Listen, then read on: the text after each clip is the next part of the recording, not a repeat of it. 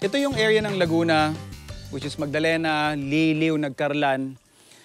When we were conceptualizing yung mga main ingredients na gagamitin namin dito, dito ko rin siya na-discover na instead of beef, Cara beef ang mas kinokonsume ng mga tao. In fact, mas mahal ang baka kesa sa kalabaw. So from a restaurateur's perspective, mas economical na gamitin nga ito para doon sa aming menu.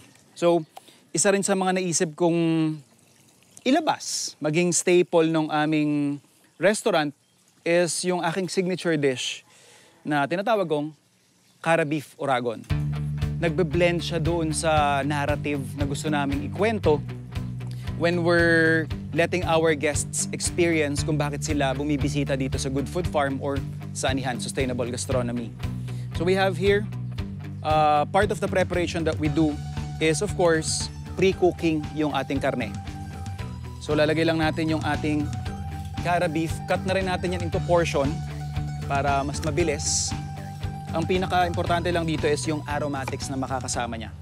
So we have here onions, generous amount.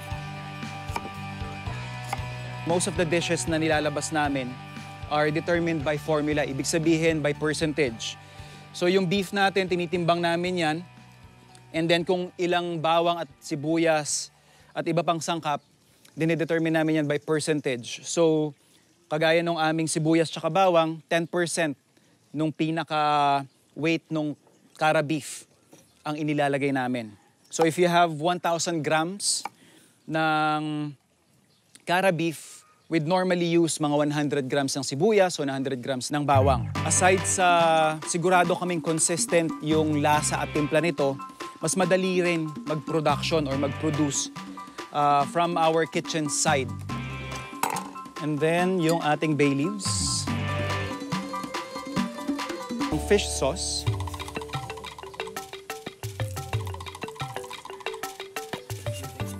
And then finally, yung aming beef stock. Well, actually, this is Cara beef stock.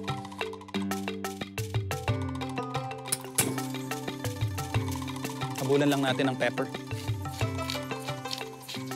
So sa kahit anong restaurant, kapag meron kayong sariling pinapatakbo, ito yung isa sa mga critical na parte ng operations nyo kasi you have to anticipate lagi na o-orderan ka ng sunod-sunod. So this is basically para mga 70% of the process.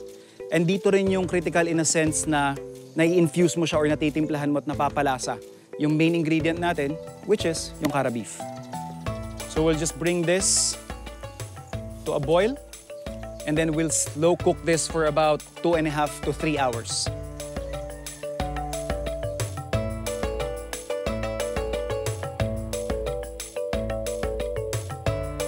So, napalambot na natin yung ating Cara beef ng mga kulang-kulang 3 oras.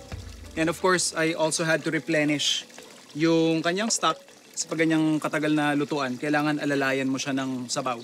Para of course, hindi matuyuan.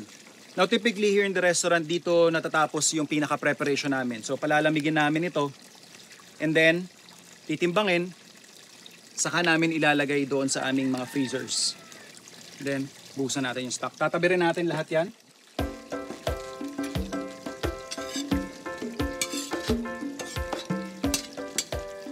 So gagawa lang tayo ng isang portion for serving. And then yung ating pan, same pan. So typically, nandyan na yung mga sibuyas, bawang, nakaprepare na yan. Yan yung tinatawag naming mise en place. So pan, oil in. So habang tinataas natin yung temperature ng pan, prepare ko na rin yung ating pinaka-garnish. Which is, yung nagpapaangas dun sa dish, yung ating mga sili. Kuha lang tayo ng isang tipak.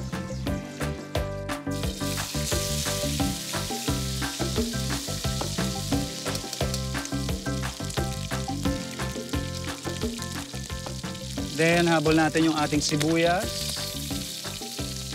Kabawang.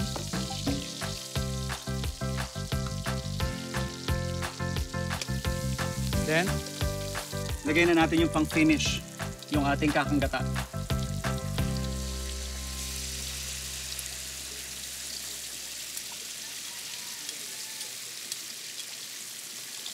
And then yung magiging pinakatimple nito is yung ating alamang.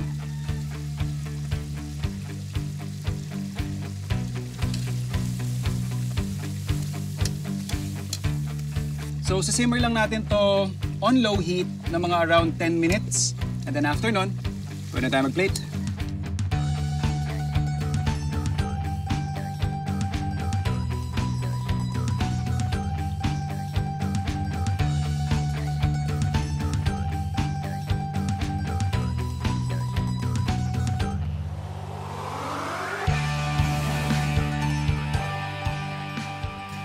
Para siyang Bicol Express. Bicol Express, Opo. pero beef siya. Yes. Kaya nakakatakot yung Ikaw lang po dami ng Garnish lang yan.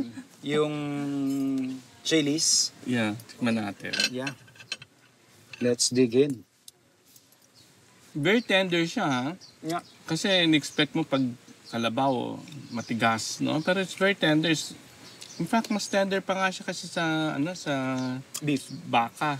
Yung ating tarragon, as you can see, ang dami nating tarragon dyan. Normally, if you consume tarragon, hot siya eh. Hot tea. What we're serving here in Anihan is, kuha naman siya, cold beverage.